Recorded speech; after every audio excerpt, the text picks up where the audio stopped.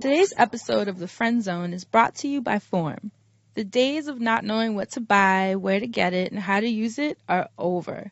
The Form collection minimizes guesswork and makes hair care simple by offering personal regimens specifically designed for individual hair needs. It's the first women's prestige hair care collection that's as versatile, uncompromising, and as beautiful as you. Go to formbeauty.com/thefriendzone to get 10% off, free shipping, and your first purchase, and a free Form Mini when you spend over $50. That's formbeauty.com/thefriendzone. Get personal with Form.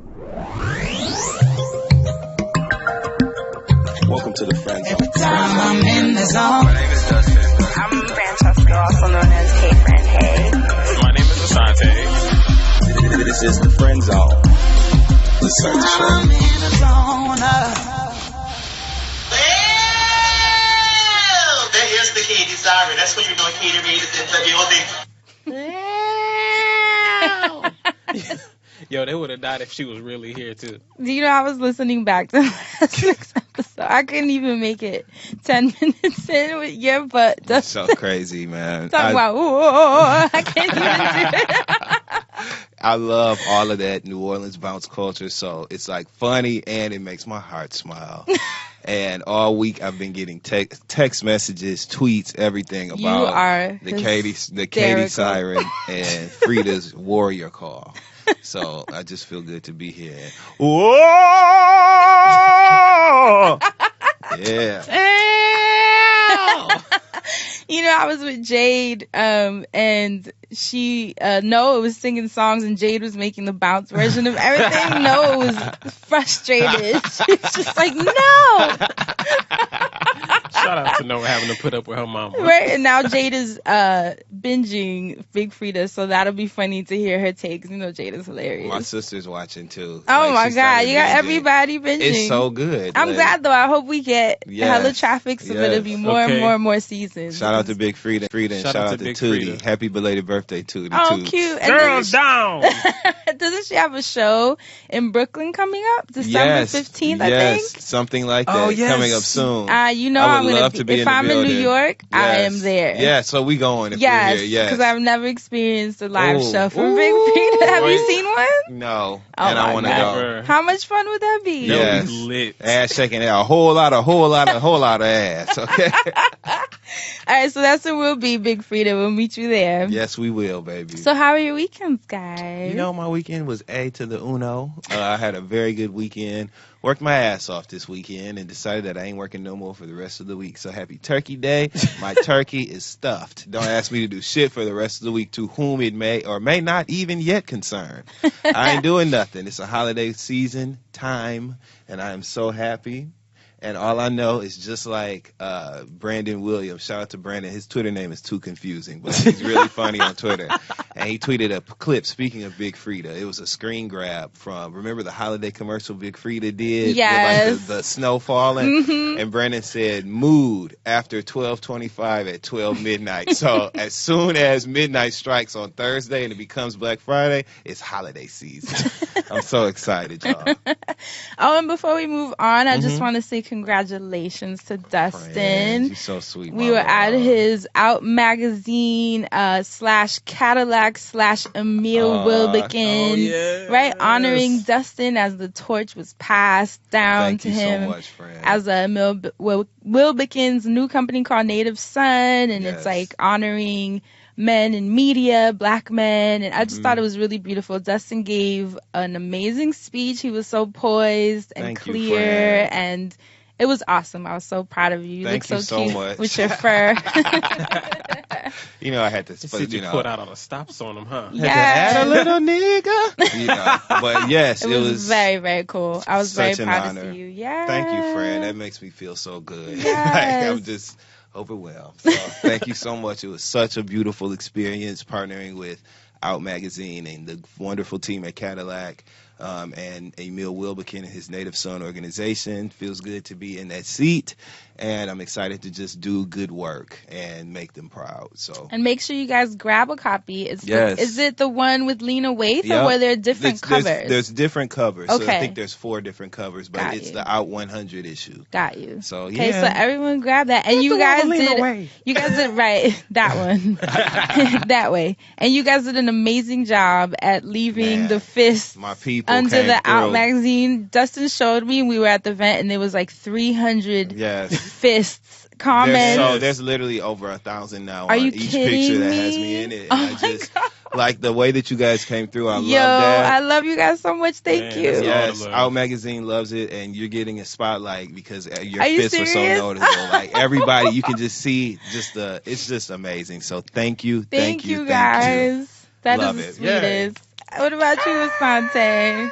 Well, I am very sorry that I could not be there because, I really wanted to be there. But I missed it to see Janet Jackson perform, which was my first time seeing the Jackson How perform. was that? It was bomb. Janet still got it. Like, it never left. It was never a question. Like, she, honestly, if the Super Bowl said, Janet, we want you to come perform, I wish you'd be like, yes, but not with Justin. Like, I'm a Jackson still. Like, Yeah. like I've turned shit since. Like, and just do it her damn self. But Janet, A1, like day one, it was bomb. That was awesome. I got to go out to LA this weekend and kick it, partied with the Reed as we did the live show. So that was awesome. So much love out in LA on the West Coast. Shout out to everybody that went up to Alex and was like, so, when are we going to have the Friend Zone in LA? Because I always tell people to do that, and a lot of people did that, and she was getting annoyed by that, which means hopefully we'll be Job in LA well soon. done. Right, which hopefully means we'll be in LA soon. So shout out to everybody that came out to support and show love for that. And my weekend was amazing until I got that phone call that my place might have potentially been on fire. Luckily, my place was not on fire, but my heart does go out to the people. There was a fire on 145th and Broadway. Really, like, legendary block. There's a lot of stuff that goes on in that hood. I just feel really bad for all the families that are not going to be able to spend Thanksgiving in their home. So Was this fire on Thursday? I think it was Friday? I think it was on Friday. Wow, I just realized that I smelled it. Wow. It just hit me because I remember coming out of the train. I won't say it was stop, obviously, so Right. you guys don't know where I live. But I came out and I was like looking around for a good 5 minutes because I was like, there is a fire. Somewhere. Somewhere. yeah. You know when it's that smell, like you can't confuse that smell. But I was in the train station, so that's crazy that we smelled it that down is there. nuts. Because I was looking around like, let me get off of this That could train. have been somebody's feet. Down in the train station, it gets real. Not You know down what in I'm the train saying? station. And look, and does. it was a Friday too. So, Shout out to nigga Choo Choo. Okay. but outside of that, we doing great over here. Fran, how was your weekend? Tell you, man. My Yes, weekend, Fran. How was your weekend? My weekend was good. It was my first full weekend home by Yes, myself. Lord Jesus. I was so happy that, like, y'all don't even understand. So what I did was I focused on home improvement projects that I've been wanting to do. You know when you've been wanting, Checking like, off that repaint list. that room. Yeah. I have, like, these Moroccan puffs in my living room that are, like, deflated now from people sitting on them. I went to Michael's craft store. No. It's like the leather one. They're super cute. And I went to Michael's craft store to get the, like, filling. You know, like, those little things that you've been never really putting on. find You the time never for, find the time yeah. because there's such small details. But I focused on the details this weekend, and I feel really good. How the My Moroccan apartment- puffs looking, girl? They look so They cute. puffed up with They're pride. puffed. Yeah. So that was my weekend. It was just focusing on the things that I finally could fix. That's but good. yeah. So, do you guys want to jump into this week's show? I'm Everything ready. nice. Right? Let's jump into the recap. So on last week's show, titled Secure the Bag, we discussed the movie The Founder, which a lot of you were tweeting me and were as mortified as I was. We also discussed Big Frida and the changes on her show with her staff and her friends and her dancers and her management, tied it all in together into our lives and those of you listening, and how we have to be mindful of who we collaborate with, who we work with, whose visions we allow to integrate into our visions and just business, the role that business plays in friendships, all those different layers and levels. You guys, as usual, had a lot to say. So, Asante, who stood out to you? I want to shout out Caroline in the emails. She said she loved this week's episode. While you were talking about the McDonald's brothers, it made me think of the How I Built It episode by the founder of Chipotle, Steve Ellis. Did you know Did you know McDonald's made the biggest investment that allowed Chipotle to scale? Wow. And by 2005, they owned almost 90% of the company. But the Chipotle founders realized that their visions were too different, and they ended up dropping McDonald's as a major partner. Oh, shit. Recent salmonella issues aside, the right call for the company. Better salmonella for using fresh ingredients than French fries that never decomposed. I mean, I don't know. You know, this has me thinking. About what in particular? And this could be a problematic thing to say, so let me use the word allegedly before we get sued. But I remember when Chipotle kept getting all these I remember saying out loud, they have to be black, like someone's blackmailing them. Maybe there's a deal that went wrong. I remember saying that out loud.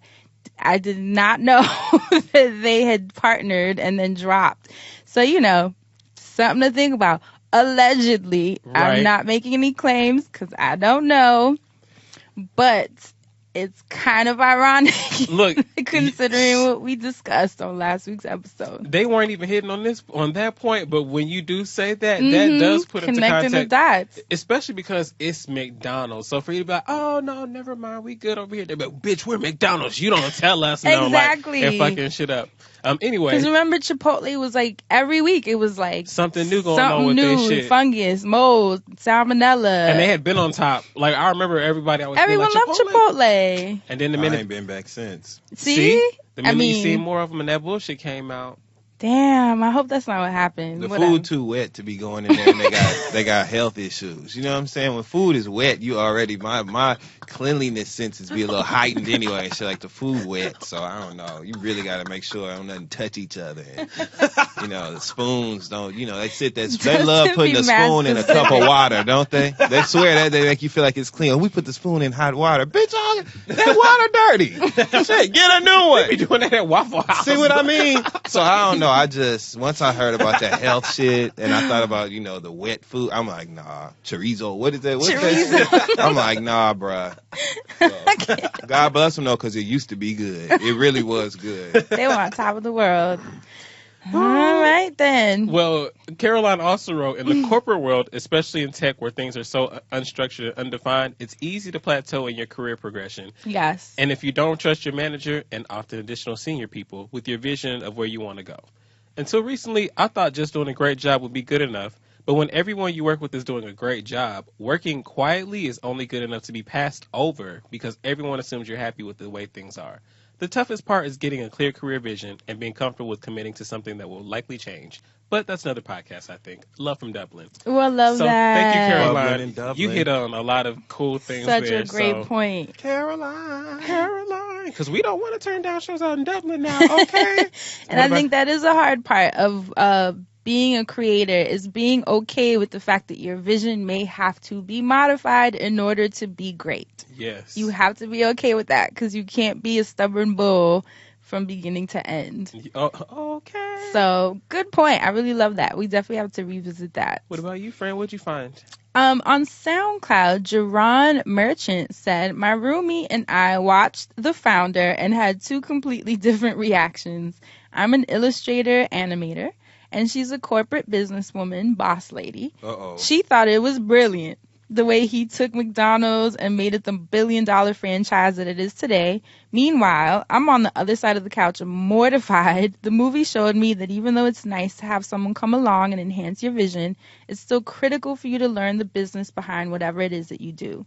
That way, when someone does come along to quote-unquote help you, you have some information to lean on rather than being left to look like Boo Boo the Fool. Too many people get finessed because they lack the business knowledge to see when they're being hustled. The lack of business knowledge is usually why people get finessed out of their dreams. And I agree. Sad but true. It's sad. Oh, and I had to make a correction. The brothers were not from the South. They were from Southern California. So had to make that Well, correction. that's still the south of something. So Of they something. was reaching. Okay. You was still right. It's still somebody south, damn it. But yes, like I said, I was amazed at when I was reading people's comments about it and just reviews, people being like, inspiring film about the power of business. And I was like, this is a terrible movie. I'm going to learn how to take shit, too. Right. You know, and actually someone brought that up too, which I thought was amazing, where someone said that they were reading a study where most of the like CEOs and biggest Fortune 500 people tend to be narcissists. Like, it's a study. I wish I could find it. Maybe I'll find it while Dustin's reading his, but I thought that was a good comment that someone actually left on the SoundCloud too. Let's see if I can find it. Actually, yes, here it is. AKA Little Voice on SoundCloud says, what Fran said about Ray Kroc admitting to desperately wanting to take the McDonald's brothers' creation and power in the wrong hands is a really important point. It said that many corporate leaders have narcissistic and or psychopathic personalities. Wow. Apart from and then she links an article on Forbes, so definitely look that up. And she says, apart from trusting your instincts and being steadfast in your vision, you have to be aware that various kinds of personalities exist in all parts of life. Otherwise, you may be trying to work with this type of person to get to point B and working with a completely different playbook. I hope that's not what's happening with Big Frida and Wilberto. Wow. What was her name again? AKA Little Voice. I love it when, obviously she's educated and she's so well spoken. And I love it when people carry their sorority experience into like their post-collegiate life. Like how she used her line name. I'm sure that was what her line name was. AKA Little Voice. Oh, that is cute. Right? I didn't think of that. I'm just playing. I was thinking it might be. I always fall into his. What'd you find in the Twitter streets, Dustin? Well, you know what? I've been down here in these streets, okay? I've been hanging around these streets on the corner. Shout out to Counting Crows, Hanging Around, one of my all-time favorite songs. Dead. That's what I was bumping in these streets. Okay, first tweet goes to Julia Rose, who first impressed me with her Twitter name. It's Julia, WHOOLIA_. And her name is Julia Rose, so I love that. But she tweeted, y'all, my grandma made my uncle a pair of Crown Royal shorts with the bags from the bottles. Stop it. Skeleton emoji. And there's a pair of Crown Royal boxer shorts made out of the bags. So I just thought that was so revolutionary, and it was near and dear to my heart. So shout out to Julia. I want that to be a set. It needs to be a matching set. It absolutely does. I would it looks also, like something the Q would wear. It does, and I'll be at a frat party. I'll be the next letter then, because I want me a pair. Shout out to Who Is Phoenix at @whois_Phoenix, Phoenix Gale, who said, Friends on Pod, Dustin, RIP to my grandmother. She low-key put me on the Big Frida, and she attached the most heartwarming video of her grandmother dancing to... Yes. Her grandmother saying, do it, Big Frida, and checking her butt. So it's so cute. I love that. Shout of all shout outs to Caleb Hall at Caleb J Hall, CALEB, who's tweeted, Wes Goodman, who was just caught having sex with a man in his office, begged me to have sex with him and or his wife on several occasions while I went to school in Ohio. And he accompanied the tweet with screenshots of private Snapchat messages from Wes Goodman. Now, if you're not familiar with Wes Goodman, he was an anti-LGBT lawmaker, very vocal Republican state rep who was known for his family values stance. And he was also just caught having sex with a man in his office. He is married to a woman and has been quite vocal about silencing LGBT people in each and every way possible. And he was just caught literally with his pants down, red-handed, and probably read a couple other things too. So I just want to give a shout out to that. I love highlighting the hypocrisy. His ass and his anus. Okay. Now, I also want to give a shout out to Jasmine at J_, excuse me, Cole, CHOLE. And she tweeted, every time I see Kenya's dogs now, I think of Look at Dustin. I'm so sick of them damn dogs. They move too much. And they do. I forgot I had said that. And that's why I love being down in these Twitter streets. Because Kenya Moore's they're little like Yorkies, but they always move. Like I have never in all the years she's been on that show with them dogs. which shout out to Quiet because she was the first person with dogs. Did you see what her husband did to her? What? I've been taking care of you. Oh, Since the day I met you. no, I'm talking about when he was leaving and the dog pooped. He's like, oh, yeah, dog poop. She was like, well, why did you pick it up on your well? He was So like, perfect pup. Shout out, before we transition to that show, shout out to this tweet. Who reminded me that I said Kenya Moore's dogs move too much. And the last tweet that I definitely want to highlight goes out to this girl who obviously took advantage of Twitter, adding the ability to make your name so many characters. Because I have Not to your open her name. profile to read her name. Oh, But we're just hell going to no. use her handle, which is Rudy Huxtable, but it's Rudey Huxtable, who tweeted a certain Jillian Fitzpatrick, who is an author, and she wrote something on a website about Nicki Minaj wearing what the article is titled "What Nicki Minaj Wore to Serena Williams' Wedding Is Really Not Okay," and there's attached to it a picture that shows Rihanna, Beyonce, and Nicki Minaj You can together. tell that's Photoshop. It's obviously photoshopped, right? Well, you can tell, and you can tell, I didn't even look at and it I that can long ago. tell, but Jillian Fitzpatrick couldn't tell and wrote an entire, Oh. say it with me, y'all, say it with me, 1, 2, No. 3, stink piece, or Nicki Minaj's outfit. And shout out to How embarrassing. What a loser. this girl who tweeted, "You were so giddy and hype to publicly condemn a black woman that you didn't even do your research to know this picture is photoshopped. You wrote an article on a photoshopped picture, ma'am, and tagged Jillian Fitzpatrick in the tweet." So I just felt like that was absolutely the penultimate. What is that tweet one to song close Nicki Minaj with. be like, thought you knew better, do your fucking research. There you go, right there. Art imitating life. So shout out to her and all the other dummies who take advantage of opportunities like that to have a voice and end up talking too damn much. That's what I found in Oh, the I know streets. she must have been sick. I'm glad. Salty. I hope she's still in pain. She must be Salty. sick. That's what you get. That Put your is belly so to the earth, embarrassing. like Iyanla said. You know the Ken Barb's got that ass. But my thing is, you're writing a whole article. We've already discussed journalism and fake yeah. news and fake images. Why are you making that My face? Nicki Minaj face. Sante's over here puckering his lips. That's wild that she didn't even research that. Talk about wild thoughts. That's probably her favorite song. Oh my God. Wow. I don't know if I can take it. With a Okay. picture of Nicki Minaj. So on this week's episode, Yes. so let's discuss. Did you guys see Eve, who is now one of the newest co-hosts on? I'm dead. Are you laughing? I didn't even say it yet. No. The newest co-host on The Talk, right? And The Talk. it's a CBS show that I think it airs on Wednesdays. It's daily, Monday through Friday live. Oh, it's daily. Mhm. Oh, okay. Excuse me. So this was the episode, excuse Mhm. me, that aired on Wednesday. That's what I meant to say. So do you guys watch The Talk? No. Now I do, Okay. You're happy that because Eve is Eve's part there. of it. I didn't watch it before. Okay. They should have had a podcast. Yeah, you think it would have been better suited. Hmm I know what you're saying, and I'm not playing into it. So Ease on down the road. Eve is now, she replaced Oh, yeah. Aisha Tyler. Aisha Tyler. She was great on that show. Right. Right. I actually liked her. So I was like, oh, Remember we were at the airport when we saw the montage, and I remember saying, like, is she oh, quitting? Right. Because they I only was like, do oh, those okay, she funny. This montages. looks cool. Like, damn, how come she, like, what's going on? Right. Why won't they give, what's the girl that played Darlene on Roseanne? Sarah Gilbert, right? Why they don't give her a multivitamin in the morning before they put her on the show? Have you seen her lately? No. Like, every day when she comes on the show, it looks like it's Saturday, like SADDERDAY. I don't know why. It's like Dustin. literally, it's literally, you know how when you unplug a TV set and it goes, "Roo," Oh you like my can feel God. the energy go down. That's what it looks like every time I see her on the show. So that's why when they added Eve, I was like, oh, hell yeah, Eve.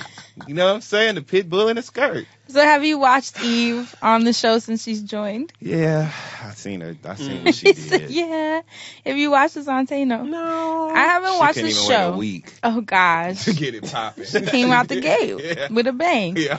So like I said, on Wednesday's show that aired November 15th, they were discussing Nicki Minaj's cover on Paper Magazine, which is Menage a trois. right, which is a cover of her 3 times, and it's very sexy. One of the images she's sitting has her boobs out with tassels. Then the other image of her is on her knees on the floor. The other image standing over her. Very sexual.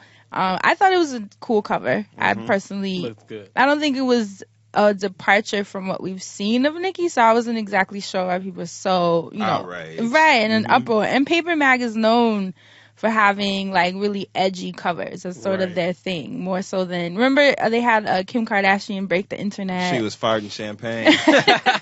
Oh my God. She And that's their was hashtag. boo. And their hashtag is break the internet. So clearly that's the intention with every Right. cover. So they asked Eve, I guess, or in their roundabout conversation, or roundtable conversation, I should say, what she thought about the cover. And Eve says, I think in this climate, it's not good. I think every artist has a right to express themselves however they want to express themselves, and I respect that. For me personally, as I started coming up in the business, I started realizing that young girls were looking up to me and younger people were looking up to me. And that, not that you want to be a role model, but it becomes what you become. It is what you are. And then she continues, as I've gotten older, I'd just rather be a voice that's uplifting. I can be a voice for those girls that might not have a voice in a different way without showing myself off. Then she goes on to say, it's just not my thing. I just don't think it's right. Personally, period. That's it. So, I wish you guys could see the guys' faces right now. So it got me to thinking, when you are coming up... This does not make me want to watch the show, just so you know. I'm sorry, go on. It got me thinking about this pressure that is always imposed on people when they are coming up in every industry, about children watching you, the effect you have on children. How many times have you heard that? You have to be careful. Even Cardi B, the other day I saw, she released, I think, was it a video on her Instagram? I saw a clip on Twitter, so I wasn't sure if it was from an interview or what, but she was saying how she wants to clean up her image a little bit and stop cursing and kind of be more mindful. Oh, Cardi, baby, what is you doing? Be more mindful of the conversations she was putting out, because she knows that little girls watch her and she wants to be a better role model for them, something more positive. But then she laughed and was like, well, fuck that. But I love Cardi, and she definitely did not change, because the videos after that have been the same thing. But here's my question to you guys. First of all, I'm curious what your thoughts on Eve's position on on Nicki's Paper Mag cover. I think that you can disagree with something, but it doesn't have to be wrong necessarily. Like, so for her to just be, I just don't think it's right. Like, I don't think that it's wrong.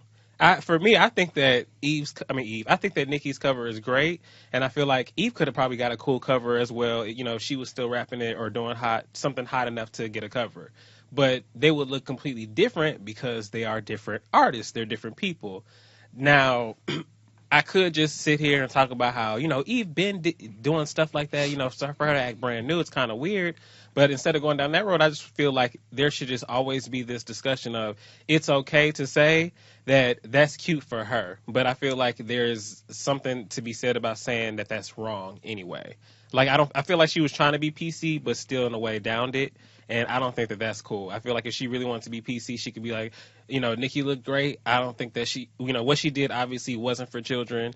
And I feel like whenever we come up into this role model conversation, there's always that level of, or there's always that thing about, how much of it should be controlled by parents. And I just feel like it should always be controlled by the parents, because people don't, for me in general, when I think about my business moves and stuff, I already have to think about how they're going to affect people in general, but I don't want to think about how they're going to affect certain groups that I'm not even making what I'm doing for. So to think about, oh, you're affecting white people, you're making white people feel uncomfortable when you say, stay black and protect your magic. Well, not for nothing. People said that to you? I've had a couple of people try to make and this kind of goes into this conversation. Yeah. I hate that I even thought about this. I've had people try to tell me that, you podcast now, so, you have an audience, you're more visible, you have to be really careful about how you alienate certain audiences. And one of the audiences that came up was white people. Right. And in my mind, I'm thinking like, white people do whatever they want. Everything's made for white people. Why do I have to care about or cater to white folks? And it came down to, well, you just want to make it palatable for everybody. And I said, yeah, but you're talking about white people now. So I think whenever we do the whole children's conversation, people are like, well, when you say you want to do things for everybody, you have to include children in that. And it's like, no, I'm talking about everyone of a certain age to be able to pick and choose, the media that they want. And if you're a white person listening and you don't want it or you don't listen to it, you can easily turn it off. But I'm not saying I do this specifically to piss white people off.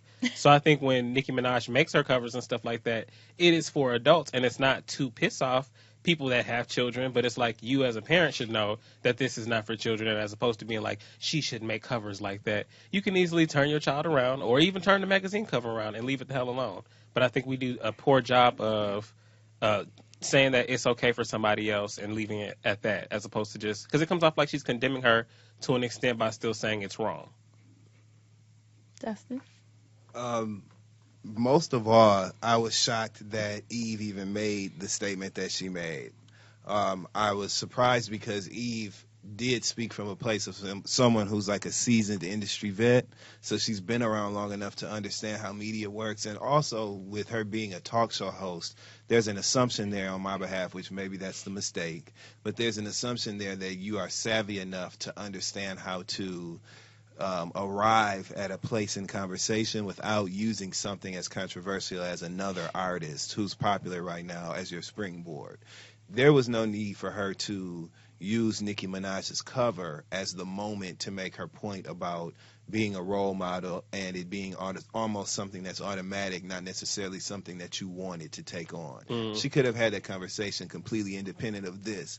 I'm most surprised because Eve is an artist herself, so she understands the idea of art direction, the idea of concepts on photo shoots, and I'm quite sure she understands that photo shoots are just that, photo shoots. They really don't extend beyond, you seeing the picture and moving on. There wasn't a declaration of some sort or a coming out moment for Nicki Minaj to say, hey, I'm this person who is represented by this. It was a racy, tongue-in-cheek, magazine cover shoot that was on a magazine as controversial as Paper Magazine, like you mentioned earlier, Fran. And these are all things that Eve should just know by now. So I was just surprised. I felt like it was sloppy and juvenile, and I felt like it was a very lazy way to get a controversial conversation started.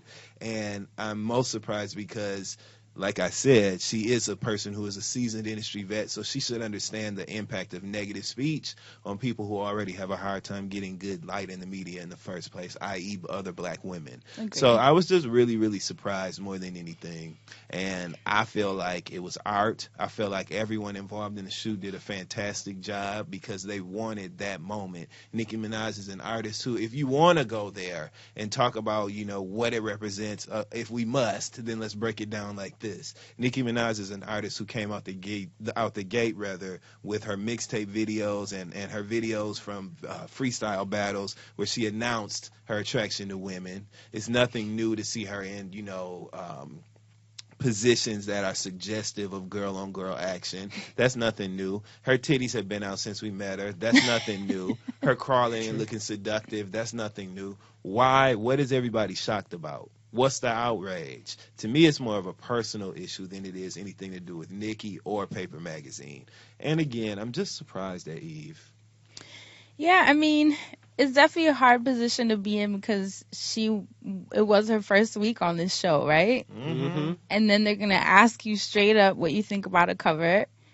I can't knock Eve in the sense that that's her opinion. Right. And she's on a show just the way we have our show and we can state how we feel. Now, if you ask me my opinion on her opinion, what surprised me about it was that there are tons of pictures that we can pull up from Eve's career. Mm-hmm.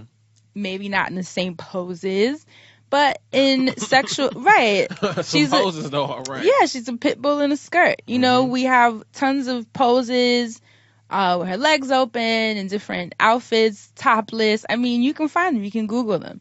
So I think what happens, and this is just as a concept, I think it's important for all of us because I think we're all guilty of it to a certain extent where we tend to look down on people for where they're at, if we are not there anymore. And now Eve is married and he's like a businessman. She has her white husband who She's like raising children. You know, she's like in a different level of life. Which is nothing wrong with that. Absolutely but girl, not. It's like, nothing wrong with that. But I think what happens, and this is something I've noticed, especially with a lot of women, is that when you do get married, you tend to like look down on what your single friends are doing or look down on what the younger people you're around, and we're all guilty of it. And, you know, like I said, to a certain extent, where even your friends that might be a little bit younger, the shit that they're still doing, like still going to the club, still getting drunk as fuck, and you be like, I don't do that no more, and and you have to catch yourself sometimes because you don't do it anymore. Hello. But there was a point where you did, and it served its purpose, and you had to grow out of that on your own. So what bothers me about this whole role model conversation is this forced, heavy-handed thing where people are trying to control someone else's life, someone else's understanding of their body, of their sexuality, of what they want to talk about. I always talk about the collective consciousness, right? Even with the president that we have, like, people are always mad at him. This is the president we chose because this is where our world is at. Rappers right now, I'm seeing the vet rappers mad at the young rappers for talking about drugs. This is where we're at. This is where the young kids are at. This is what they want to talk about.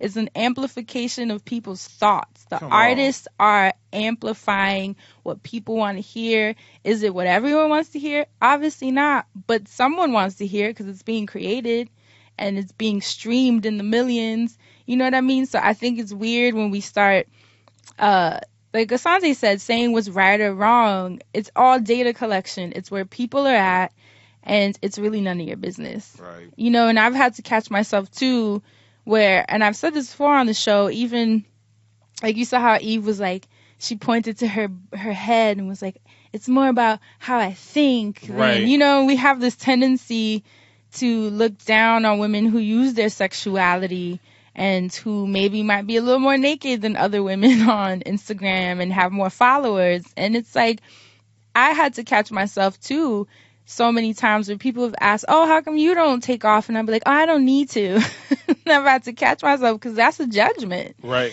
You know what I mean?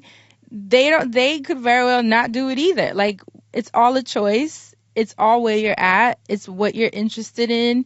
Like you said, I can see a girl that's naked and know that where I'm at now for who Fran is today, I might not be interested in that. Maybe I will be next week. It don't really matter. The point is, I have no business saying that what she's doing on her Instagram is right or wrong. Right. My only business is to do what I'm doing on my Instagram and making sure that it's working for me. So Eve coming out the gate, like Dustin said, already condemning someone is just an odd way to start a career.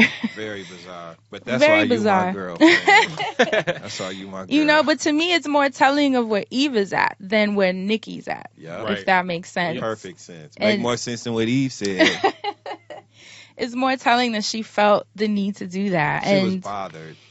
And, you know, it's also the pressure of have you guys ever been in a room with white people who try to maybe, like, pressure you into turning on, you know, where you have to, like, what's the term I'm looking for? Code switch. Mm-hmm. And you have to kind of play the, like, I'm a good Negro, so you don't be scared, and I'm different, and I'm one of the nice ones. And it's like, I almost feel like that's what she was playing into. I don't know if that's only me. That's how I read it. Look, that is a very real thing. That table of, like, with white ladies, like, I'm not like her. I'm not one of those blacks. Or let me just be on for America and not having deconstructed that on might be like, let me be more palatable for the white right, folks. and the respectability politics. And remember when we had our episode on respectability politics, where I loved a statement that I had read. I don't even remember the title of that episode. So we're like at 120 at this point. But Kimmy Tube, who's one of my favorite Twitter accounts to follow, when she was saying that we have to also have compassion for people who follow respectability politics, because a lot of the times it's based on survival. True. They're just saying and doing what they need to because being black's already tough. And it stemmed from blacks in the neighborhood just trying to keep the peace and the calm in the neighborhoods, knowing that whites were coming up through there killing people, you know what I mean? And they had to just say whatever to keep the whites calm. And it just kind of trickled down to generations, and we still play into it in a lot of ways. So, just something to think about. That's what I'm saying. I don't want to come down on Eve because it's more of an amplification of where she's at. And, it's not for me to understand because I Right. don't. I don't, because I'm not there. So hopefully Dustin's making faces. Hopefully she figures that out because she did get a lot of fire for it. And hopefully the fire that she got for it made her go back home and reflect. Like, why did I say that? Where is that coming from? Yeah, but when she went home to reflect, her dude was like, "Oh, don't worry about that. Listen, you are right and justified in your feelings." She didn't get no, baby, I don't know what, on some real shit. I don't know what you was thinking when you said that. She didn't get that. So the reinforcement was, I think, counterproductive to growth. I also believe, I hate that I'm saying this. Like, I really hate that I have to say this because I really do like Eve. And I don't want to believe this about her, but I think there's some jealousy there. I think that Nicki was having a moment, and I think that Eve can very well remember it because she was a female rapper who definitely owned her sexuality, and she definitely had a presence there where she would do risque, controversial things. Think about it. She came out with drastically, short hair and suggestive outfits. Her cornrows. She was quite popular, and then one day she literally just stopped making music. She never really, I think that there's an element of pride there. Eve had too much pride to keep putting shit out and failing. She just stopped on top. And I think that she remembers being in that seat that Nicki is in a certain sense. And I think she's jealous. And I hate that I'm saying that because could be. She's Right. smart enough to know that there's no need to sully or mar the moment with negative talk, right? So she knows the impact of that. She understands media. She understands how all that works. Why did you say anything? You didn't have to say that, even if that's how you felt, simply because of what it'll do. And I feel like she said it anyway because I just feel like she's jealous. I feel like she misses being in the spotlight as a music artist and having those wow moments. And I think it just reared its head. I'm not really going to fault her for it. I don't understand it. But, I really believe that was there. Sorry. I can see that. Right, I could totally see that. Because even when she says, I had to change what I did as a role model, it almost makes you wonder if Eve would down the road was faced with these moments where she said, am I going to change who I am as an artist to continue to make my art? And maybe some of those decisions she made, she agreed with until come down the road later. You got Nicki Minaj working with Jay-Z and Kanye and stuff, killing them on records, and you came out on top, yes, but, you didn't have certain claims. First of all, you used to go with Stevie J. Shut up talking to me. And even with that Okay. Stevie J thing, you remember that tape that came I out? definitely remember the tape because you couldn't really see nothing.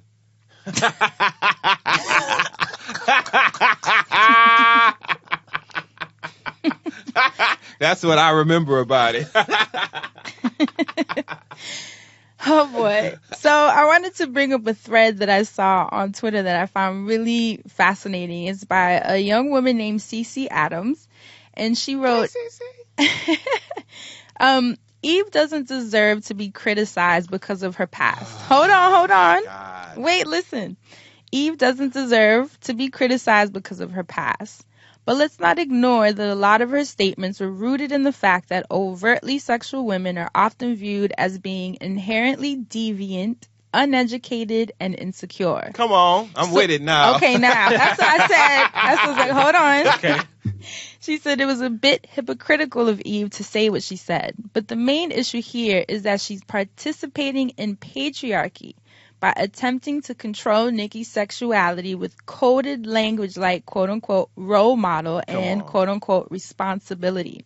There's this silly misconception that an overtly sexual woman lacks intelligence, personality, and that's simply not true. The truth is, if a woman's sexuality is being used for anything other than men's consumption, she's at fault or not good. There's this double standard that famous women are automatically tasked with being role models, while men are given the freedom to simply exist with all their complexities. We condemn women while making excuses for and enabling men.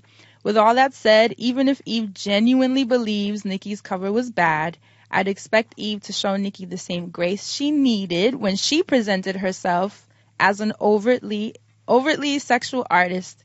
Don't pass judgment and condemn when you were once in the same boat. Man, thank you. Right. That's it. Nail on the head. Yeah. Target. And she ended, a woman's decision to be or not to be overtly sexual is no measure of her virtue, self-esteem, intelligence, or talent. Or Amen. Instagram followers. No, I'm just playing. So that's what I loved, and that's what I was saying.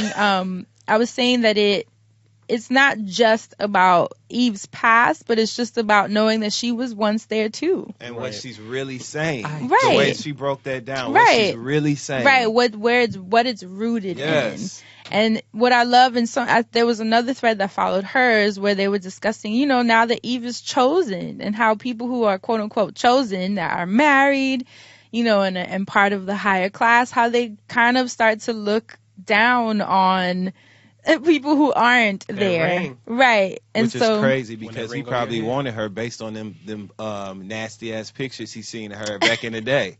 That's probably what got her ass chose now. So how dare you? You talking about biting the hand. Okay. But that plays into patriarchy in the sense, and this is from my understanding of it, that when you're married, you're chosen. You've been chosen by a man that you are, wifeable. Worthy. You're worthy. You've been chosen, and so anyone outside of that, you can kind of look down on and give advice to, which is, I think, what happened with Eve, where she felt this need to be like, since I'm not there anymore, this is what's going to help your life progress, and which is just odd to me.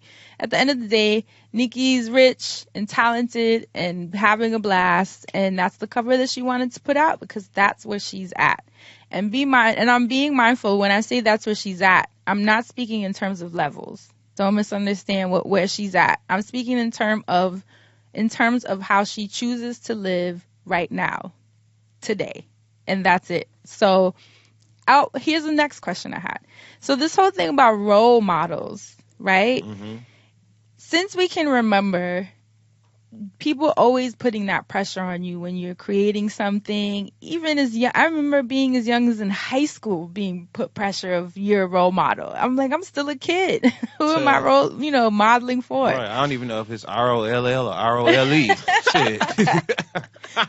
So do you guys ever feel the pressure in what you create and your goals and how you present yourself online or just in life? Do you ever feel the pressure of how young kids are perceiving you and what that does to impact their growth or their minds? Yeah.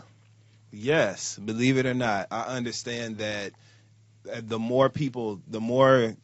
I understand that as the number of people that listen to you and are interested in you increases, there's an opportunity there for you to influence all sorts of things. And so I won't necessarily say I feel pressure, but I understand that I have an opportunity there to really do some good work in the midst of like all of the things that I do that, may not be the most, Sunday morning of things to do. But so like, yes, I say cuss words when I crack jokes. Yes, I make sexual references. Yes, I talk about how people look, all the things that they tell you not to do. However, I know that as more people listen to me do that, I can also talk about, things that I feel people need to be made aware of. I can also be a voice for people who have been through certain experiences that I have, i.e., young black men who have certain issues or are impacted by certain things that I am. I can talk to them and let them know, hey, I did that too, and here's what help me to get things done the right way or whatever, figure shit out, things like that. So for me,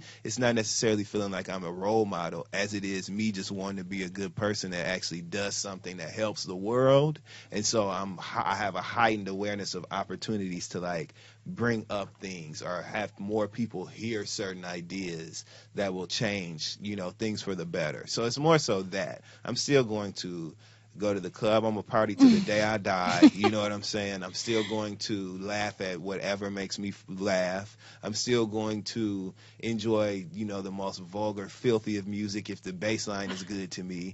You know what I'm saying? Like, those things will never change. But I will continue to try to do good work along the way.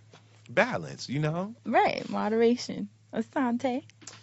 I have always toyed with this concept of anybody just being interested in what you're doing. So I think about influence just on a scale of that. I never try to think of how children or people of a younger age in general are going to consider me, only because I do what I do like I can't even control my art.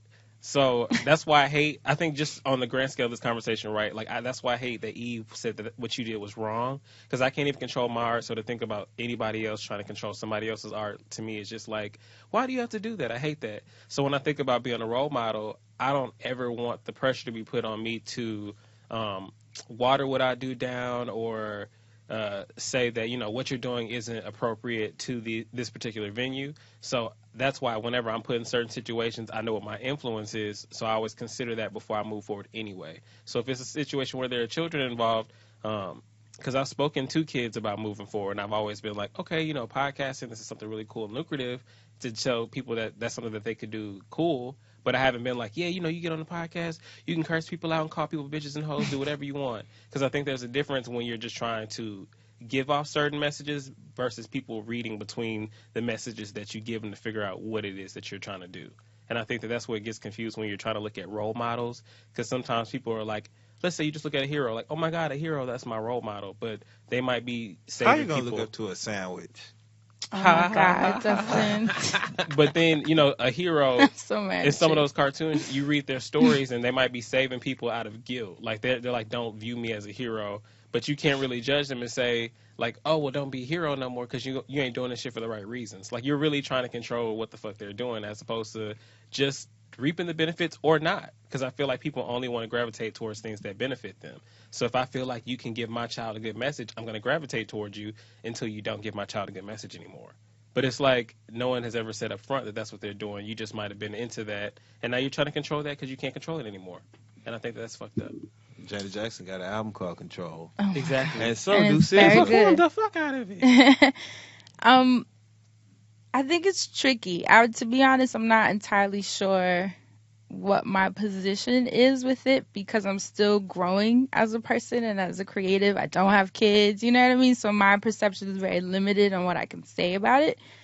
But what I will say is I think my only job is to just be an honest creative, like as honest as I can, and to work on myself, you know, Right. to make sure that what I'm putting out is true to me, is not controlled by anyone around me, whether it's patriarchy, you know what I mean? That I'm not speaking for what sounds good or for what's expected. And I think it just feels like a lot of pressure because when you think about it, what is being a role model to a kid? It means not Right. cursing. Does it mean not expressing how you view the world or like watering it down? Why would I do that? You know what I mean? And at the end of the day, I was actually looking up some studies because I was like, let me look at the science behind this. And a lot of studies I found say that the crazy part is we throw this term around about role models and kids, but a lot of times the impact that we have on them is greatly, let me reword that. They are greatly impacted by their parents more than they are by artists or people they see on TV. And the thing is, even if they do pick up behaviors, whether it's from another little kid in school or their peers or someone they're seeing on TV, it's the parent's job to reinforce the behavior, to correct it. Most kids do whatever they do is based on them getting attention, feeling loved, fitting in. Like these are the prime reasons for why kids behave the way they do. It's your job as a parent to be attentive to the behaviors that your kid is expressing. Right. You know what I mean? Why is he behaving like that? What is he watching? You should be controlling what they're watching. I mean, my godson, he definitely isn't watching, he's not even watching TRL or anything where artists would be. He doesn't have Spotify. He's not listening to Lil Uzi. You know what I mean? Right. He's not listening to XXX Tentacion. He is listening to Barney. Last I saw him, I think there were parental controls on Netflix or even on YouTube. YouTube has a section where it's just for kids. You know what I mean? And you can make sure that when they get on YouTube, because kids are so smart with their iPads and their tablets, they just kind of go on their own.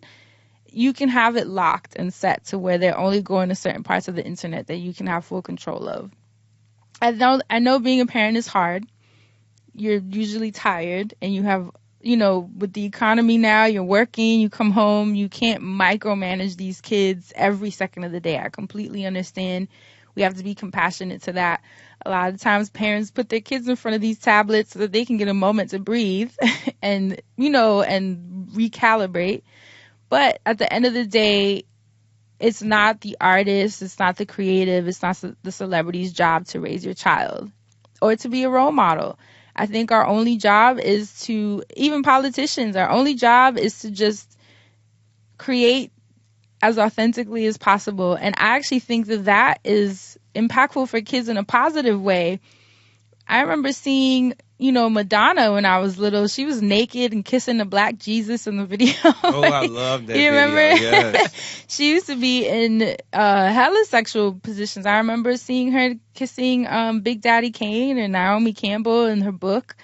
She was completely naked. That didn't make me want to lay up with my friends naked kissing. Right. It just didn't have that impact because my mom, for whatever reason, I guess, had been such an integral part of my day-to-day where that just wasn't my thought process. Right. You know what I mean? I could visualize it without needing to mimic it or imitate it. There's almost an opportunity there that I feel like parents miss, just to even build some sort of trust with your child. If you see something you don't understand, always come talk to me about it and we can talk about it together. Even if it would be uncomfortable to talk to them about, I don't say you should be like, all right, so this is a menage a trois, or what it means. You should just, at the very least, be able to be like, she's a grown woman, and this is the type of art she does. And to be able to clean it up that way, or to be able to have conversations with your children, as opposed to being like, oh, no, not that, that's bad. Because then they're going to grow up always thinking stuff like that's bad and being judgmental about do it. it even more. And that's the thing when a lot of my friends that had very sheltered childhoods, what happened is by the time they got out to college, they went ape shit because they didn't legs to the moon, like Candy and Rashida said. Because they didn't have the coping mechanisms, they didn't have the street savvy, They didn't have the smarts to handle the pressures of sexual attention or being even in rooms with other genders and men being interested. They just didn't know because they had been coddled their lives. You literally raise your kids like bubble babies, and it's just not realistic. I know my mom would talk to me about boys. It wasn't a thing when she was like, don't do that and don't talk. She would be like, who is it that you like in your school and why and what is he like? And she would make sure that I was communicating and that I never felt repressed. Even when I first started having sex, my mom didn't make me feel guilty about it. She was like, I just want to make sure you're doing it properly. Girl, here's some condoms. Don't come back with no child. Right. And she was like, if you're going to be doing it, at least make sure you're doing it properly. You're taking care of yourself. She talked to me about it. She was asking where I was doing it. You know what I mean? No, with no judgment. It was more so, please be safe. Don't be in some party, in some room. She would kind of let me know the game. You know what I mean? And I think it's usually a teachable moment. It's not so much trying to repress your child or suppress them from their desires, because that's, like Dustin said, it's going to make it worse. Then they're going to be like, why can't I talk about this? What is it about this? Why is this a bad thing? I never understood that anyway, because I always felt like you can't tell me not to like sex when my body gets hard. Naturally. You know what I'm saying? Yeah. How you going to argue with that? You know what I'm saying? Instead of talking to you about it. How you going to argue with that? This literally lets me know, okay, that it's natural. All right? Okay. So I never understood that argument. It's bad. No, it's not. It's actually really, really good, and you just don't want me to go overboard. So let's have that conversation. Nah, it's really, really good. And you know what? A lot of the journals I was reading was that most children who are viewed as poorly behaved or bad kids, badass kids, whatever you want to label them, it always stems back to the attention they weren't given. And even kids, you know how you'll see siblings and some of them turn out really great and then the other ones turn out really poorly and they want to blame it on the music. Oh, because he listened to rap and whatever.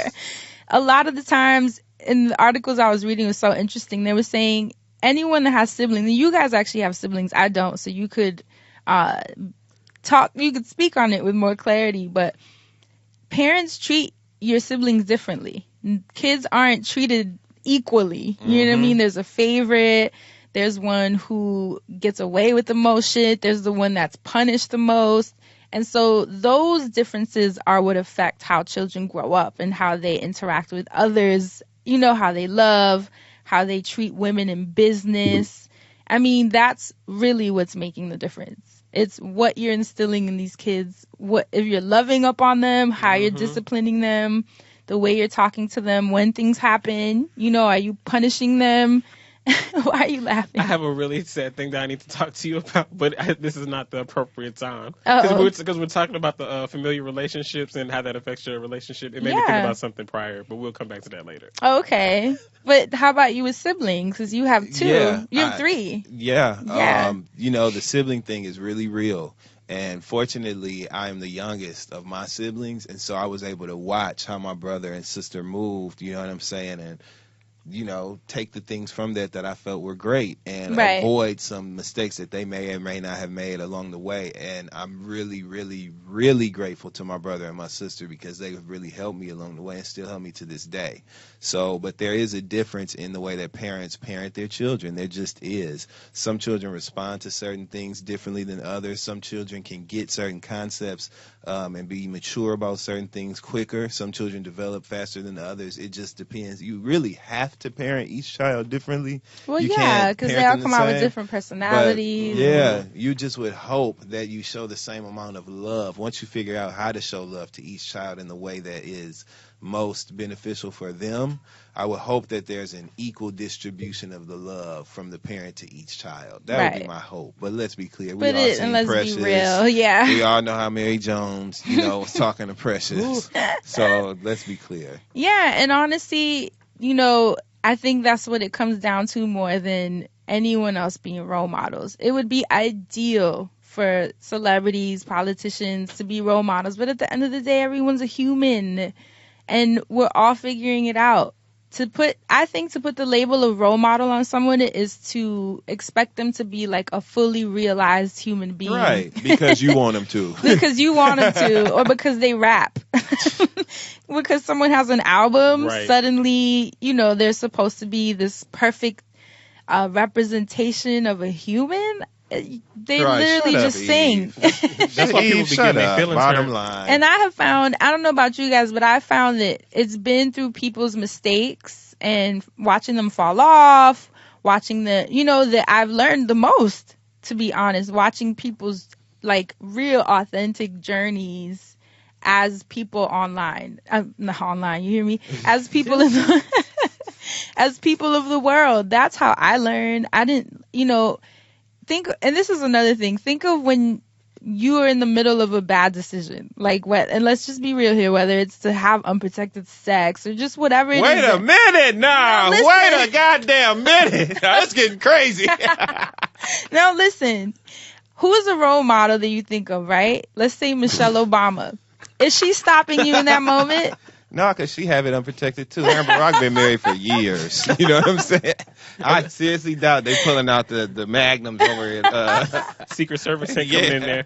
I'm like, who are you going to think of first, though? Michelle Obama or your mom? Oh, my God. Who is instilling the true fear? Right. You're absolutely what right. I'm saying? You're absolutely right. Yeah. When you're at that choice point of doing something that could be deemed risky or dangerous, are you thinking about Cardi B and what she posted on Instagram? Or to abuela. Okay. You know what I'm yeah. saying? So let's be real here. I don't know, friend. Look, sometimes when people be having them YOLO moments, their imaginary friend like Cardi B or somebody will pop up and be like, fuck that shit, and they just do it. Yeah, but why are you programmed to have YOLO moments? There's something that was missing in your childhood. It always goes back to your parents. Because like I never had YOLO moments. I was always like so nervous and like worried about my decisions, and a lot of it stemmed to how I was going to reflect on me with my mom. I was always anxious. Even when we started smoking weed, I was always panicky about it. I was like, fuck, I'm in Ohio, my mom's in New York, and I was still shook. You know what I mean? But you was happy though. Right? Shook and smoking, but I was shook. You could cope. But I say all that to say this. Worry about your own kids. Worry about yourself and your children. Worry about your own career, your own reflections, your own expression of what you have to offer the world, and make sure that that's as authentic as possible. It's not deeply rooted in patriarchy or being chosen by a man or the color of your skin. just be authentic and mind your business and let people figure out their own stories. And if you have kids, make sure that you create a thriving environment at home where they can express themselves authentically and not have to try to mimic anyone else. Right, a front in front of Sharon Osbourne. Because I, too, heard them tap shoes click-clacking against that wooden floor when she was talking, okay? I just wasn't going to say nothing. And did you Since see we're the there- picture of Sharon Osbourne throwing up gang signs? Hey, Eve let that rock. Where was Philly then? The other day she was talking about how some female rapper showed up at one of her first shows and tried to battle her and didn't want to battle her because the Philly came out. Well, where was Philly when you let Sharon Osbourne twist them goddamn carpal tunnel ass fingers? And that's what I'm talking about, the pressure of the white gaze. When I said, and sometimes, and it's human, it's unfortunately it's just the way that we've been socialized. A lot of us have been in that position, so I don't want to fault her for it, but I just hope that she uses this as a point of reflection. Because if you are knocking a black woman and then in another beat letting this white woman throw up gang signs, then what's really your position?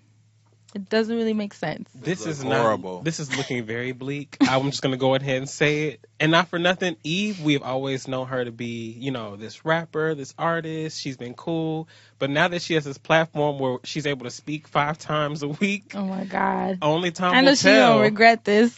Only time will tell. I'm just gonna say. All right. Well, that was this week's hot button issue. Just something to think about if you're, buckling under the pressure of being a role model. Let's give them something to think about. And let's dig a little deeper, right? I'll leave y'all with this. Mm-hmm. She's supposed to be so happy and at this place in her life of elevated thought and elevated understanding and shit as a woman or whatever. And you're so happy and, grounded in your relationship. But her and her husband and his kids live in London. They take the talk in New York, in L.A. So what's going on at the crib that you can be in L.A. 5 days a week? Uh-oh. And they're all the way over in London. What's popping? I just would like to know. That's all I want to say. So it's just something to think about why you'd be so bothered about Nikki's cover. I just think it's a little, what are you missing in life? Why you got this job now that's taking you to L.A. every week? What are you missing? Meanwhile, Nikki is peaking. What are you missing? That's all I wanted to say. Just a little food for thought. Might be vegan, but it's food. Damn it, Dustin. Today's podcast is brought to you by Planned Parenthood. Planned Parenthood invites you to join them in the fight for affordable birth control for all, because access to birth control should not be a luxury. The Trump administration recently rolled back birth control coverage, allowing employers to deny insurance coverage on religious or moral grounds. 62.4 million people across the country benefit from birth control. This is happening now. If you think birth control should be a right, not a privilege, it's time to get loud. Get involved by texting ZONE to 22422. No one should be able to take away your access to birth control. Not politicians and not your boss. Text ZONE to 22422 and Planned Parenthood will periodically text you ways to fight back. Message and data rates may apply. Speaking of vegan, let's jump into this week's wellness segment. Come on, Oh, vegan. well. Dustin said, oh. So I wanted to talk about Talkspace. Yes, Talkspace. Come on. And you guys, this is not an ad. They did not pay me for my wellness segment. Y'all know that this is simply information that I cultivate, curate, all of that I find and that I think would be useful and helpful for those of you that are trying to figure out how to take a breath amidst the chaos that is the world right now. So I follow Talkspace on Twitter, and I saw that they tweeted, I guess it was like a blog post, which I didn't know that they did. They tweeted a blog post where they were answering someone's question. And I was like, what is this? So I click it, and they were giving someone advice. It was an actual therapist giving someone advice on the blog on some anxiety that they were having in their relationship. And I read the post, and it was so layered and well thought out, and it was such great advice. And I started clicking. And did you guys know that Talkspace has a blog? Go ahead, I just haven't Talkspace. seen it. Yeah. It's called Read Space. And I thought it was so cool What they because blogging about? so if you go on Talkspace.com, you guys, there's a section, it's on the right, and it's a tab, and you click it, it says blog. And literally it has a whole category section based on everything from addiction to anxiety to relationship, childhood traumas. I mean, you name it, it's endless. And it's so cool because I know a lot of people can't afford therapy, even Talkspace, as affordable as it is. You know, that's our perception of affordable, and that's not the same for everyone. So I was browsing through and thought this is such good information for someone who may not be able to have a one-on-one counseling session, but may be able to find a question that they're having, you know, about something in their life, and someone, because a lot of times, we talk about this all the time, collective consciousness, what you're thinking someone else may be going through. It may not be exactly the same, but it may be a similar concept, a similar emotional thread, you know, like an underlying thread. So I think it's useful for you guys to use this as a resource. Look through the questions, see if there's something that you're going through, and see that it's like a licensed therapist that is giving the advice. It's not us in the asking for a friend section, which is all fun and games for us. But that's also our very limited perception of the world. Right. You know, we're going to give you answers based on what we've experienced. But a licensed therapist has a little bit of a wider scope, because while it is based on their opinions, not so much, it's also based on science and journals, psychology, and facts. You know, so it's a little more well-rounded. So I definitely think you guys should tap into Talkspace.com. It's the blog section. Look at the categories, and hopefully whatever you might be going through, I know it's the holiday season. It's the winter for most of us. This is where seasonal depression really starts kicking in. And hopefully this website can be a little bit of a respite for whatever it is that you might be going through. So definitely take advantage. I know a lot of us have the weekend that's going to be free, or maybe not because you probably be with family. But or SZA. Dustin. But if you can find some time this weekend, or even today as you're hearing this, definitely check out the site, bookmark what you need, and I hope that you can find information on the site that would be useful to you. Dope. Amen. Yeah, and thank you to Talkspace for creating a blog. I really didn't know that they did that. I think that is amazing because it's a free service given by licensed therapists, and that is a beautiful thing. So you know it's real. So thank you to Talkspace, and hopefully you find it useful. And that's it for this week's wellness segment. Look at that. Right? Now let's move on to Mr. Music Man. What you got for us today, Asante? Well, I just got some really cool recommendations. Excuse me, sorry. It's the Music Man, doing everything that I can to bring y'all some really cool shit. Shout out to one Mr. Man Buns. I don't know if you remember that song a long time ago. It was like, Mr. Man Buns, Mr. Man Buns. Anyway, he commented. That was a long time ago. We episodes deep. Anyway, Mr. Man Buns tweeted us and said, I'd love to hear you guys recast some iconic films / choose singers you'd love to hear cover specific songs.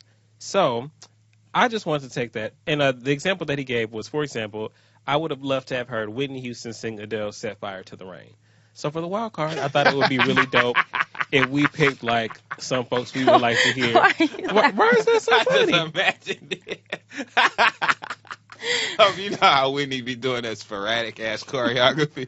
Just imagine, I said fire. Imagine her moving. And the wig shaking. Man, R.I.P. Dustin Whitney. is down. He's okay. When I tell you Whitney is killing Fire Through the Rain. Speaking of, are you going to talk about the AMAs? No. He said no. No, not right now. No. Oh my God, really? I didn't watch. Oh, okay. That's different. I was caught up with it yesterday, and I saw Christina Aguilera's performance of Whitney Houston. Oh, okay. I was sad because people would shit on her, but I didn't think it was bad. Did you see it? Yep. That's all you're going to say? Yep. Because, you know, I don't like to, you know, if you being positive about it, I'm going to be positive about it too, Fran. So that's it. Okay, go ahead. We'll leave Christina alone. I will say this one thing, right? Mm-hmm. Shout out to Alex. You know, I was on the road with her and we were talking about this, and she said that there was a performance way back when that Christina did where she covered Whitney and killed it. So, you know, that was a moment. So I think for some people but it was. That ain't the one we talking about. Right. Well, that's the one I'm talking about. I just brought it up. Exactly. So I'm talking that about was a moment that was a moment where we just knew that Christina was able to do some damage. So for some people, they were like, why did Christina do the Whitney tribute? And for me, I was kind of like, she wouldn't have been my first call either. But because she did that performance, I was thinking it might have been okay, right?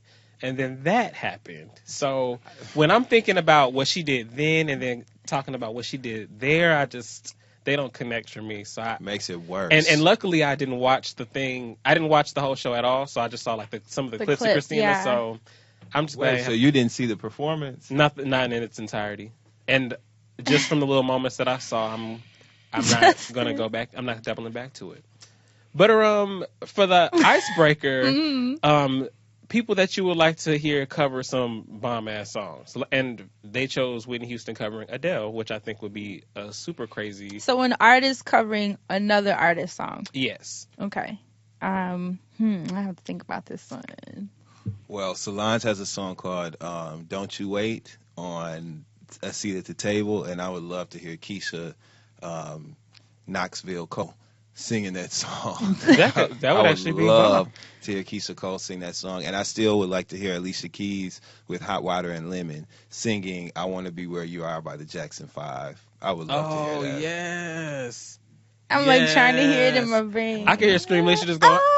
I hear her hitting it. Fantasia will fuck that up too. Ooh. So, low key, Tamar will wear it out too. Can somebody please just sing "I Want to Be Where You Are" by the Jackson 5 with a voice? Thank you. Okay. Ooh, Come I on feel like with I it, need more friend. time. Okay, I randomly have been thinking about Jasmine Sullivan's "In Love with Another Man." Weird, because she's who's in my head right now. If Patti LaBelle sang the fuck out of that, because you remember Patti. Interesting. If I could get it, and then Patti just going to town, because Jennifer used to like kill the fuck out of that. I'm in love.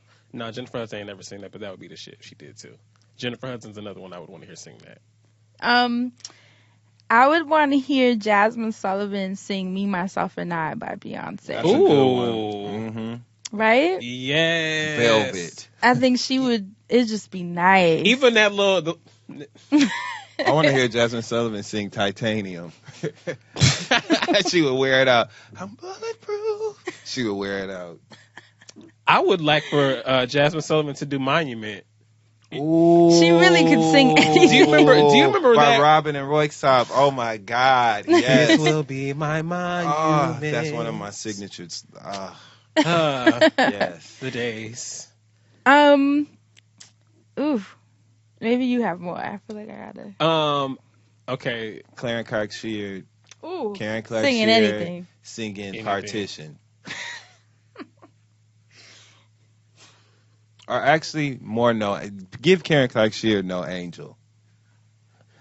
Now, while you playing, She will wear it out. you know who? wouldn't she? Now, I was gonna say this person's name, but I couldn't think of what Hers would Beyonce be song. "In Angel." I would love to hear Miguel sing "No Angel." Oh, I still waiting on Miguel to sing "Kiss It Better." Miguel, that you Yeah. promised us. What's when the was deal? he gonna release that? Because we got that little clip. Got caught up skywalking. Shout out. Oh, you do the right, we'll listens get lately. there. I was like, shout out to the Pineapple Sky. Yes. A moment. Come on, friend. Right? What is... Oh, God, I'm not going to remember. Do y'all know that band where the lead singer is a woman? Alabama Shakes. Yeah. Yo, Mhm. you're the shit. How'd you know that's what I was talking about? What is her name? Brittany. Alabama. It's Brittany. She want to be Yeah. shaking. You didn't say her name is Alabama. I want to see her do the Harlem Shake. with the little. Did she play the little ukulele thing Right. too? Put that under your arm and go for what you know. Oh my God. I'm trying to... What song would you have her sing? Because she's another one that I just love her voice. Gucci Gang. I would love... What did you Have her say? sing Gucci Lil Gang. Pump. She would fuck Lil Pump up. Yeah. Because she would do all the Gucci Gang, Gucci Gang, Gucci Gang, Gucci Gang, Gucci Gang. Yep, I think it's a perfect fit. Yep, Grammys, baby. The part where it's like, my be like doing cocaine. You Yeah, crazy? yeah. You must- Somewhere Mm-hmm. over the doors of love. Oh my God, I Why you lost my train of playing? thought. I'm sorry. I'm It's sorry. okay. It's okay. It'll come back to me. While you playing though, I would love to hear Jasmine Sullivan sing some Alabama Shake songs, Ooh. or to do some shit with them. That would be crazy. I Like just love her voice so much. Brittany and Jasmine Sullivan. would Who be was some I gonna shit. say? Y'all made me forget. Hmm. Britney singing. Oh, Rock Steady by Aretha. Oh, yeah, she would kill don't play. that. You know that. Let's make Okay. that song exactly what it is. Okay, Right. don't play with me. That's what I. Tell me she wouldn't sound She would fuck that up. hitting that. Woo! Shout out hot, to Kia. oh, That's one of me and Kia's jams. Really? Shout out to Kia. I Yes. love She that would kill song. that. So I would have her sing that. Yes, that's a perfect. Ooh, Friend. her energy. Okay, yeah, those are What mine. it is, what it is, What what it it is. is. Hey. They used to play that at my old job, and I used to get black as fuck when they were playing that shit. Let's be That song clear. is forever. One reflective moment, I promise it won't be no longer than 20 seconds. But Mm-hmm. at Jade from Getting Grown's wedding, at Jade's wedding, we were all sitting at the table eating. It was me, my sister, Kia, your ass was there. Everybody was sitting right there, and they played Rock Steady. And me and Kia were holding chicken, Oh my dancing God. and singing the Rock That's how Steady. And you know it it's a caught moment. us off guard. We were like, oh! Shit! We went. It was a moment, so it took me back. Oh, that song is forever. Yeah, I guess those are mine. I'm like trying to think of another spectacular. Okay, I got one, and this is a stretch, but I don't care. And they're about to just run me over the coals for this, but I don't care because I really used to love Carrie Hilson's music, and I love still Mary do. J. Blige. So I would low key. I would love to hear Carrie Hilson sing "I Love You" by Mary. All those pretty memories. Ooh. Oh, yes. Oh, you can. Carrie would like wear that. I can out. hear my her doing it God. too. I can hear her doing it. Ooh. Yes. Carrie could do some Mary J. I'm hearing a lot of different things on her catalog she could do. So that's all. What about Erykah Badu singing a Mariah Carey song? What song? Like My All. That might work. I can't. You got to give me a part. Dustin's over here playing it in his head or something. Because Give me a Erica Mariah- she can go really high, and so I'm Mhm. trying to think about how she would sound hitting some of them notes, like. Or maybe not My All. That's too ballady. But she would still make it like real. Or maybe she her could sing singing. "Say Something." She still make it. It's worth your while to say something. Yes, you're Erica will right. fuck that That'd be up. Hell yeah. cute. Because you know that was Pharrell. Of course, Erica Pharrell getting there. You're right. That's actually it. That's, that's it. Yeah. Oh shit, that's it. Yo, Erykah Badu and NERD. Oh my Yes. god. Why didn't that ever happen? I don't know, but You just made me realize. Ooh. that could happen today. They could maybe still do they- that Can today. we you guys, can we all tweet them and harass them? Okay. Now watch it happen. You know you be speaking shit into existence, friend. Watch it happen. Erykah Badu announces new EP, executive produced by Pharrell Williams. Yes, come on, y'all. Let's would make die. the collective consciousness shift to make this happen. I would doubt they did something weird, like they put out the same song, but it was like Erykah Badu and somebody else on it instead, just to fuck the game up. Like it's like Erykah Badu and Tory Lanez or some shit, and it's like, what? Pharrell just She put come this out with out. a new album called Number 2, and she started going by Erykah Badu. Okay. Oh my god. See, mine was rooted in something. Dum-dum. This dude right here. So that's it for me. That's my cue. All right, well, we can move on into listens lately. Listens lately. Okay, so Miguel. Lord have mercy. Jesus the Christ. Pineapple Skies. So good. That is a great fucking record. I'm officially excited about this album. I think it's gonna be amazing. Tame Impala. They got new stuff? Yep. They dropped a how many? It's only 5 songs, but it's their current B-sides and remixes. So it's basically shit they left on the studio floor. I know. And it is amazing. The first song, just so you know, is called List of People to Try and Forget About. But where? Look, I can't press purchase When I fast tell enough. you are going to go crazy over that track, I'm telling you. So shout out to Tame Impala. And they put out such a dope statement. I just love him when he was saying it just was never the right time for these songs, and he never wanted them to feel. I love how he refers to his songs as like sentient beings, but he's like he never wanted them to feel like they weren't worthy of projects. He was like, it just was never the right time. And now's the time for them to come out and flourish. And he put them together and released it for us. And it's good. I've literally been listening to it. Let me go on title right now. Right, on repeat since yesterday. So who else? I guess that's it. Yeah, that's it for me. Just Miguel and Tame Impala. Oh, and Alex Isley has a new record called On to You. Granddaughter.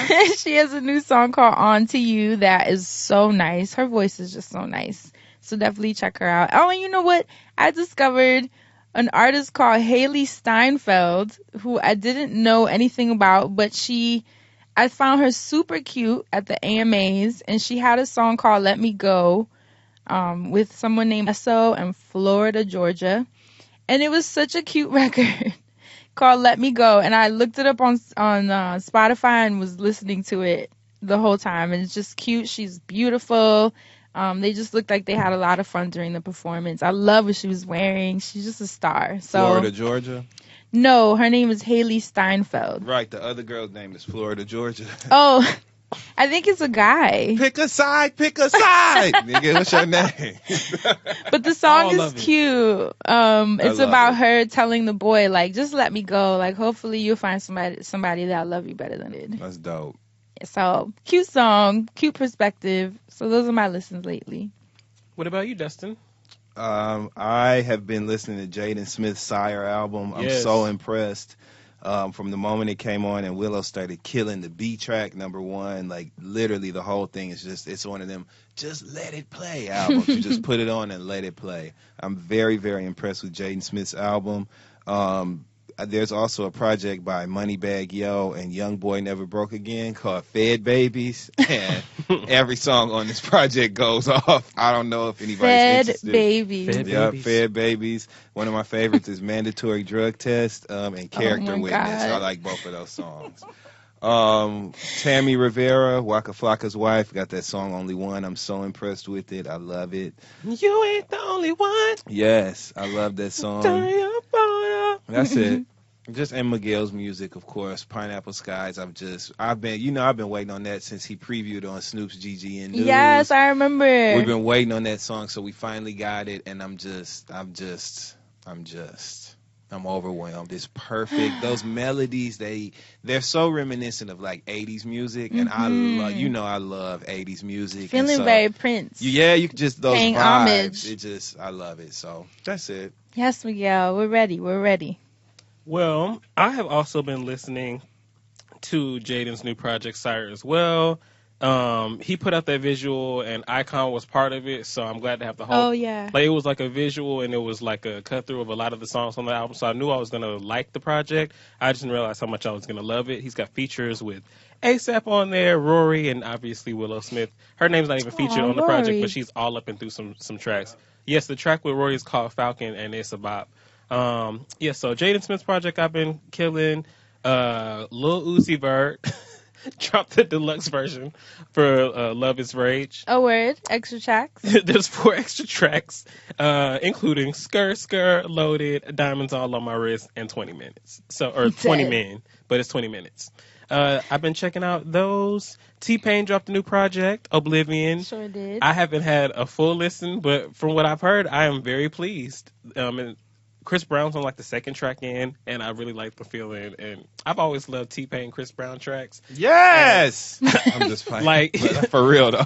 Like, if you want to talk about somebody or something worthy of a collab album, I think that T-Pain and Chris Brown, if they did some shit, it could be cool. Like, I think they could put together a dope little tour together.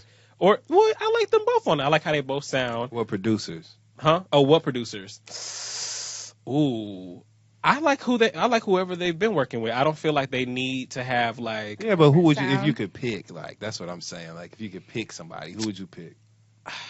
I gotta double back to that because I have to really think about the intricacies in what they both do as hood rats. Give me Pharrell Not and Timbaland. the intricacies of hood rats. Yeah, but I don't want because Pharrell is beat heavy, Boom, boom. which I'm is with dope. it. T-Pain and Chris Brown over a hot-ass Pharrell beat, that's a guaranteed slam out the park, like guaranteed. And Chris You Brown would think- dancing. Think about Chris Brown dancing the limit. I get it how I live it. That would be cool. I'm trying to tell you. It Like, would be. yes. Have y'all listened to his album yet? Who? Chris Brown? All 40. Encyclopedia Britannica. God Yeah. damn. My favorite track. Oh, you listen? I did. I How finally, you know the name of it? because it's the title You track. have to thumb through. You have one favorite out of all 572 songs? It's the one that stood out to me. Yes. Heartbreak on The the title. Full Moon. Yes. Have you Yes. heard it? Yeah, It's that's a very, very. It makes me wonder, like, because I feel like Chris writes all of his stuff now, and it's so sexual, hypersexual, and I'm like, okay, I get it. You know, you can make her scream, and you know, open her legs. Like, it's just getting kind of redundant. But that one was like reminiscent of like his pop era. hmm It was a little more structured, and you know, and I liked it. I was like, oh, I missed this Chris Brown. I feel like I hadn't heard that musicality of his in a long time. It definitely was current for music, but it Yeah. gave me the vulnerability. Different lyrics, vulnerability. Like, it was like it had more depth. I'm like, It okay, even reminded me of, do you remember that track Crawl he did? yeah, I used Like, to love that it gave track. me the vulnerability of Crawl. Right. But it was still, like, with the hypeness of what, you know, what we have today without trying to water it down with all the shit going on. Yeah, Which is I why really I like said that that song. one week that I would love for Chris Brown to, like, make more music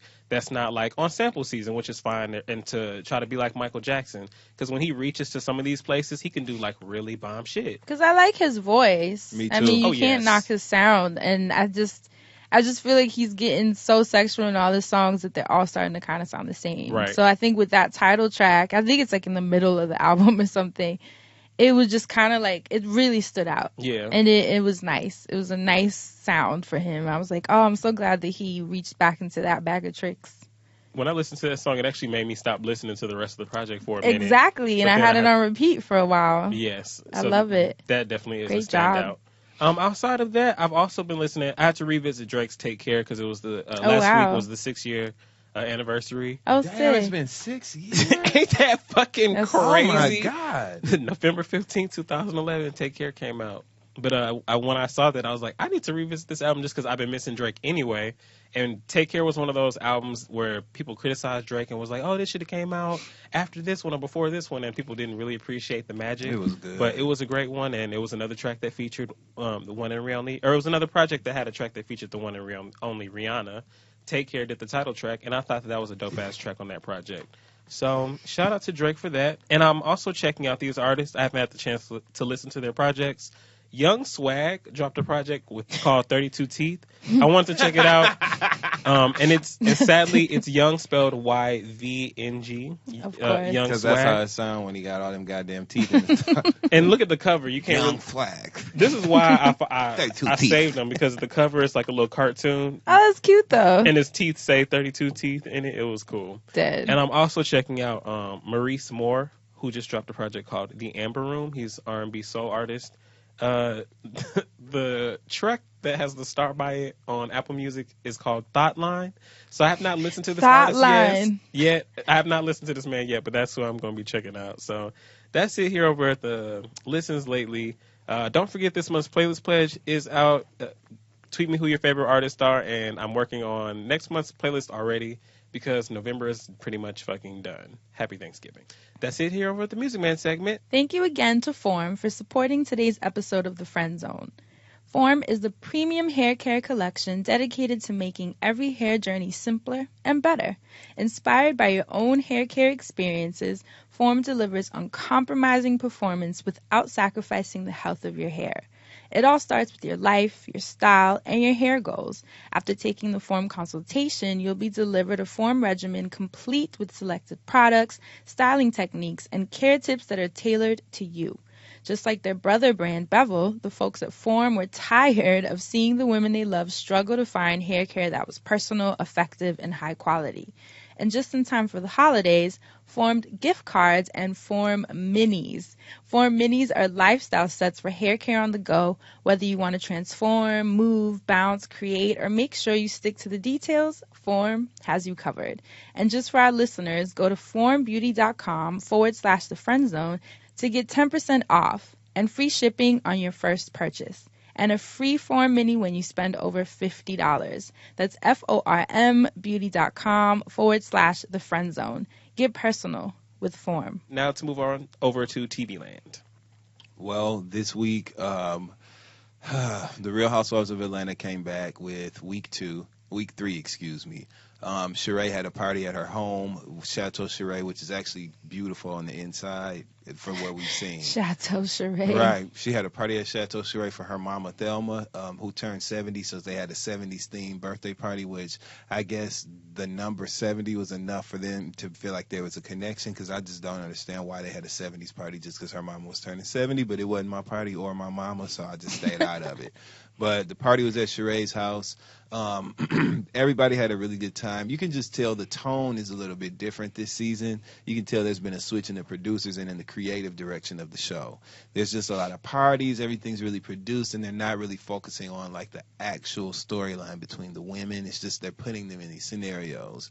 So next week, though, they're going to shake things up. Marlo Hampton returns. We get to witness her and Nene making amends, and we also get to see Kim Zolciak and Kenya Moore argue over absolutely nothing because they don't even know each other. So the fact that they have this rift of hatred is just amazing to me, but it's going to be good TV, so I'll watch it. Portia also showed her ass this week with her sister. She goes on the show, and her whole storyline this year has been, I'm not really focusing on friends. I'm going to be with my family after the fallout she had with the Phaedra lie and all that other shit. And so they show her in each scene with her family because really nobody really was filming with Portia, so she filmed with her sister and her mom every scene. And there is still, elements of interest when it comes to her, but overall it's boring. But we got to see her and her sister actually arguing this week over her sister wanting fair treatment and to be paid appropriately, and Portia essentially kicking her out of the picture completely when it came to conceptualizing this idea. They had to open a hair salon and all this stuff. So Portia's basically just showing her true colors. She's been trying to stay in the space of, I'm just at peace, I'm not arguing this season, whatever, because as you know, she has a record behind her of violent occurrences on the show, and everybody thinks Portia is this meant like a literal record. No, I mean, she got one of them too. Okay. But she be throwing them hands. Yeah, and so I think she's trying to not appear, volatile or whatever this season, aggressive. But it's a coming. Other than that, the show, all the storylines, there just hasn't been anything really meaty yet this season.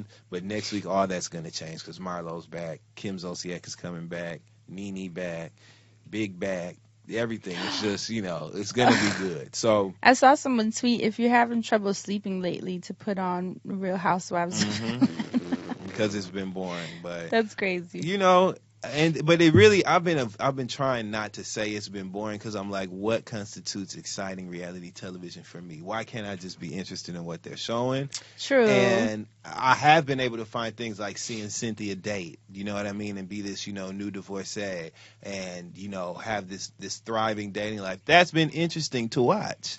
But everything else, outside of candy scenes, because I'm in love with her little baby. I think her baby is adorable, and just seeing her with that baby is just something for me to enjoy. I love it. But Candy has been making me entertained on the Escape reality show.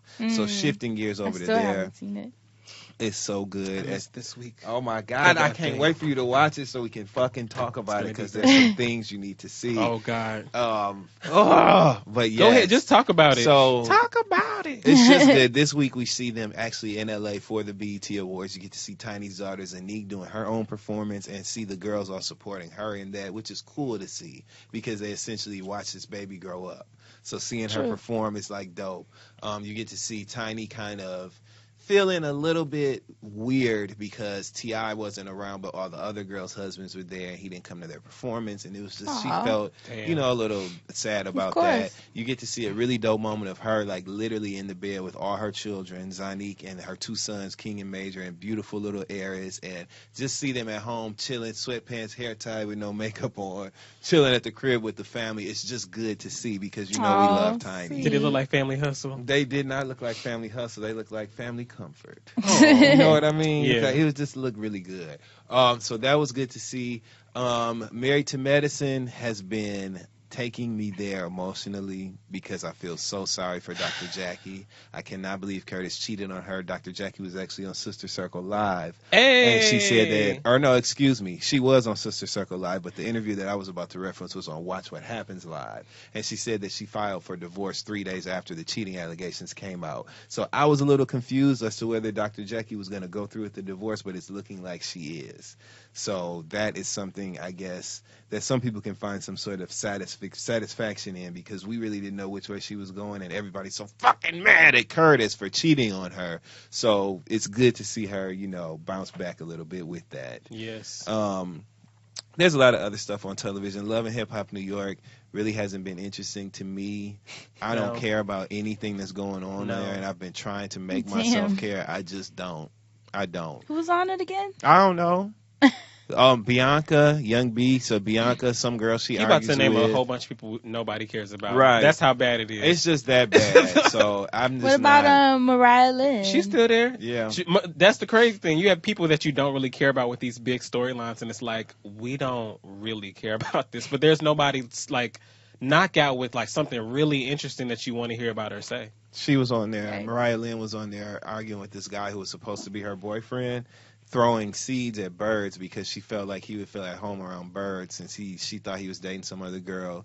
Okay. And I she's wanted to doing invite all him to his this. natural habitat. Right. No, she said she Are you wanted. joking? Well, first she said she No. wanted to invite him and create ambiance or some bullshit, and then she said that to him, and I was like, what? So like she does all that, and then Trying but to put on she's a doing show. it with like these two big dookie braids going down the sides of her Oh, my head God. and prom earrings.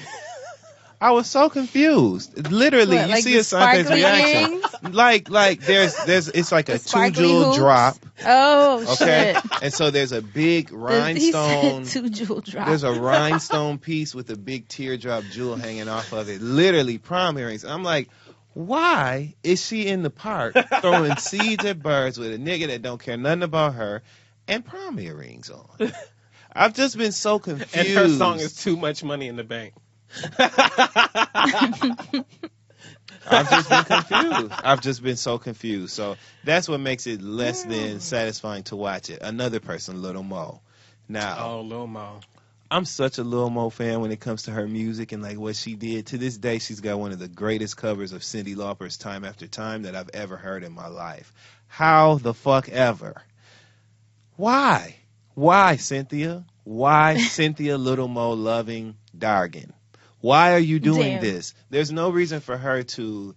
She really wants us to believe that she's forcing Carl Dargan to take a lie detector test to prove whether he cheated or not after years of these rumors, years of shots from text messages, all this stuff. But you want us to believe that just right now that you're in Love and Hip Hop, you decided to make an issue of it. He gonna take a lie detector test. Well, I'm she gonna needs find a out. I want to storyline. know what's going on. And and just all that over fucking animated shit in her confessionals, all of that.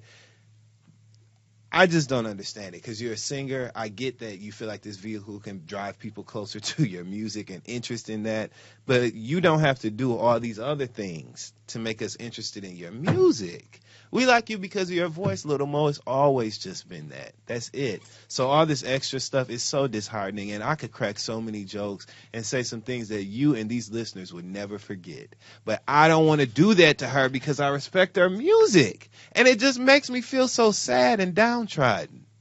So I'm just going to shut up. But what I will say is her little boy, when she shot that scene, there's a scene of her this week talking to her son Justin, who's from her second marriage, and she's asking him about what he saw because apparently he Googled her name, and the answers that he was giving, I could tell they weren't scripted. He's just a very present little boy, and a little grown ass little boy or whatever. And I was looking at him sitting up there telling her, I Googled Lil Mo, and it said Carl Dargan, Lil Mo husband, cheating on her. And he was like looking at her the way he was saying it. It was just cute. And he was being too grown, but bless his little heart for wanting answers and just, like that kind of stuff was like endearing to me. But I don't want to see Little Mo arguing with her husband. I don't want to see her arguing with nobody. I just want her to sing. I don't know why she's there. I don't know why she still feel like she got to have a colored wig for us to be interested. I don't know why she's got Carl Dargan on there looking like he needs a loofah, a pumice stone, and a wash rag. I don't understand why any of these things are there. But they're there. I love love her, so I'm not gonna say what I could say. Can we just move on to the next segment? You need to please? give him a cognac sponge. I can't. And shout out to Sister Circle Live. Please watch that every morning at 9 a.m. Was that it for TV? That's gonna be it. The TV is off. All right. Well, moving on over to asking for a friend. As per usual, don't forget to email us at thefriendzone@loudspeakersnetwork.com. The subject of this email is helping put my white coworker in his place. All right now. All right. Greetings. I would like to be anonymous as I am not trying to fuck up this good paycheck. But you still want us to know. Okay? I need some advice on what I should do about my nosy ass, petty ass, white privileged ass coworker. I just started a job about a week ago, and so far so good. My old boss brought me to her new company because she knows my work ethic and just needed me on her team. This team now consists of 3 of us, my boss, myself, and a white guy named Mike. Fake name. So on Wednesday, I'm typing this on a Thursday. So yesterday, I had to go to my old job to pick up my final paycheck. I absolutely do not play about my money. What should have been a 30-minute thing turned into a 3-hour ordeal because they gave me a check with some bullshit routing and account numbers. I knew I wasn't going to be at work on time, so I text my boss to let her know what's going on. And she's perfectly fine with me coming in late because she knew what was up as she worked for that employer as well. I get it all situated and come to work at my current job at 11 a.m., 2 hours late. My boss isn't there, but the coworker Mike is. Fast forward to an hour, and he says to me, "This space is making me a little sleepy. Are you feeling the same way?" I reply, "No, I'm good actually. Maybe you just need some coffee and energy drink, or maybe air, but I feel great." His response to that was, "Well, you just got here at 11, so you shouldn't be tired. Whoa. I didn't know that we could just come to work whenever we want. When did they start allowing that?" So he set that whole thing up for her to say that? Okay. Oh, wow, what a question. It took everything in me not to Sharkeisha his ass for saying that. He has been here for about 2 years, and I know just having two niggas come in with higher job titles, I'm just sure burns his biscuits. So he tries to take out his frustration any way he can, whether it's verbal or even not responding to emails. What would you have done? Or what have you done when your coworkers were out of line making shady comments? Thanks for your advice. I would have politely responded and told him that you're right, you didn't know because it was none of your business. It was nothing for you to know. Stay out of grown folks' business. Close mouth smile. Blue. Thank you. Blue. Fran, what would you have said? I mean, the boss already knows, which I think is your only priority, is just to not look reckless in front of the boss. You ain't rolling up 2 hours late in front of her like that without her knowing why. He just doesn't understand why it is, and obviously he's like, well, you wouldn't be tired because you just walked in. Well, Fran, you cool with the boss, so you wouldn't do a little something extra to his ass. No. You sure? Y'all know I would not. I would just be like... You gonna pull out one of your sprays and just... No, I would tell him. I'd be like, it's nothing for you to worry about. It already got figured out with the boss. Yeah. And I would leave it at that. That's it. I mean, these are pretty much all right answers. I have another right answer. I mean... A petty note one? I mean, it's pretty petty, but for him to be like, I didn't know we were just coming in whenever we wanted. I'd have been like, I didn't know we had to let people that weren't our bosses know things that aren't their business. Like, it was not his business why you were late. That is such an Asante answer. You know it is. Because it was not his business. So for him to get smart with you about your business, you are more than welcome, I feel. To go on ahead and sass him right back.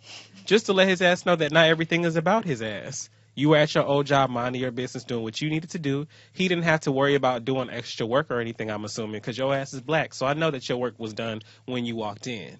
Because that's how we do. We don't leave the office until we know shit's going to be set up for success the next day when we go in. His ass probably came and fucked some shit up before you got there. That's why he was mad. Anyway, don't I'm let still dead at him setting up the line of right. questioning. Like, ooh, So calculated, yo. and that's even more reason to read his ass. You need to go ahead and tell him, listen, you know, we're on a team and I respect you. You get your work done and I'm going to continue to get my work done. But here's what we're not going to do. We're not going to be smart with each other. We're not going to create a negative environment for each other because we all want to come here. We all want to work. And hey, just like you wanted to get some extra sleep, you could have texted the boss last night or you could have texted her early this morning and said you was going to be a little late because you wanted an extra little nap. But you didn't do that because you had things that you needed to do. And I had things that I needed to do before I got to this job. So I let my boss know what those things were in case you needed to know. And that's where I would draw the line. I wouldn't let his ass know what it was about. He don't need to know shit. Dead. But if Yeah. I had to let him know something, that's what I would let his ass know. Okay. But that's it over here. I hope you do not have to continue to deal with that shit. You need to check his ass ASAP or he's going to continue to not respond to certain emails. And then one day your ass ain't going to respond to an email trying to be petty with him and get caught out there. Don't do that shit. I mean, he's definitely testing his boundaries, too. Yes. By playing that little game just to see if he can get you flustered. And that's or- why you got to check him now. Yeah, agreed. You got to do that. and I'm starts sorry. throwing his food away out the refrigerator too, Even if his name is on it. especially if his name is on it. That's it over here. Now moving on to the Black Business of the Week. Oh, Fran. yes. What you got for us? So I wanted to shout out the Sable Collective, which is a boutique in Philadelphia curated for women of color to explore their narratives of joy, beauty, and wellness. They feature high-quality clothing, jewelry, housewares, beauty and wellness products, majority of which come from women or folks of color. They're very intentional about creating a retail experience where brown folks feel welcomed and represented. Yes. The owners are named Shanti Mayers and Sarita Scott. These are Shanti is actually, if those of you who have been around the YouTube blog natural hair scene, you'll know her as being partners with Antoinette in Around the Way Curls. So Shanti is an old friend, and I'm so proud of her because she opened this dope ass collective in Philly, and it's such a cute shop. It's a little boutique. When I was with her, she was actually with me in Cuba, and she was buying art in Cuba. Oh, nice. Yes, So which I dope. thought was so. I was like, yo, that's so cool, dude. You're buying art to take back with you to sell at your boutique, like. So dope. So she does Fly. that. She travels and curates really amazing artwork by people of color so that it can be sold to people of color. And they have crystals, smoking pipes, handmade coasters with icons. They even have handmade soaps and makeup. Local clothing brands, so they have like thrift items in case you want to get your thrift Whoa. on. What else? Sage, incense. They have Palo Santo for those of you in Philly that want to know where to get yours. Get you a plug now. Right, they have prayer candles, Black Girl Magic flasks, journals, pins, and patches. They even have yoni eggs. The address is 3133 North 22nd Street in Philly. The social media is at the Sable Collective. That's TheSable Collective. And that's on Instagram and FB. And you can also do some online shopping with them at www.thesablecollective.com. Coming events, they have Black Joy, Black Art, Black Wealth, Black Owned, Black Friday. That's what she told me to I read like it. that. I like all that black. So they're going to have Black Friday sales on November 24th from 3 to 6 p.m. They said there'll be wine, food, and good people and shopping. So definitely check out the shop. And definitely check them out for Black Friday online at the Sable Collective online because they'll be having some dope sales too. Yes. So that's it. Just wanted to shout out a homie doing something super cool. And that's it for this week's Black Business of the Week. Yes. I just want to shout out a business too, just really, really fast. Shout out to Hot Thang Candles. They stopped by the show in Hot LA. Thang? Hot Thang. Yes, I read them candles and I was like, oh, okay, Hot Thang. This is something I can get with. And they brought a bag of candles and I was supposed to bring them back for y'all, but y'all know how the luggage game go. So we were lighting some of them candles around the house, or I was lighting around the houses that we were in, and they smell good as hell. So you know I just love a want to shout out to candle. love Nakia. candles. Right. Like, love them. I just Love want a to shout out mood. to Nakia at Hot Thing Candles. She does candles, lip balms, and even wax melt. Wax melts. They're soy-based candles. Blue lavender was the one that was smelling so fucking I'm bomb. sold. Blue lavender. Look, she got them all for you. Blue lavender, Nag Champa, and What? there was like lemon verbena. It was, yeah, Love it. they all smell good as hell. So Oh my God. shout out to Hot Thing Candles based out of Hollywood. You just brought the candles, you brought the scents. Hot Thang, that's HOTTHANG. And I believe that they're on Instagram as well. Hot Thang Candles. Google them or hotthangcandles.com. Super dope. That's it for us this week. We hope that you enjoyed the show. Before we get out of here, do any of you have any church announcements? Not yet. Oh, I love when you do that. I wish y'all could see Dustin smirk when something's coming over the horizon. Asante. Nothing over here. All of my, you know what's so cool? My schedule for 2018 is starting to come together. Look at God. Yes. So I'm very excited. I guess the one that I can name right now for February, since I already signed the contract, is I'll be at Create and Cultivate, which is an amazing conference that takes place in it takes place all over the country, but they're doing a Los Angeles one. For the last one in Seattle, Issa Rae was the keynote speaker. Mm-hmm. Funny enough, Kim Kardashian is going to be the keynote speaker, which I think is hilarious. Let's You see. right? Let's see what happens. You are in billing with the Kardashians. I am dead. talk about it. Right. Once I saw the flyer, I was like, oh, wow. I was like, what a combination.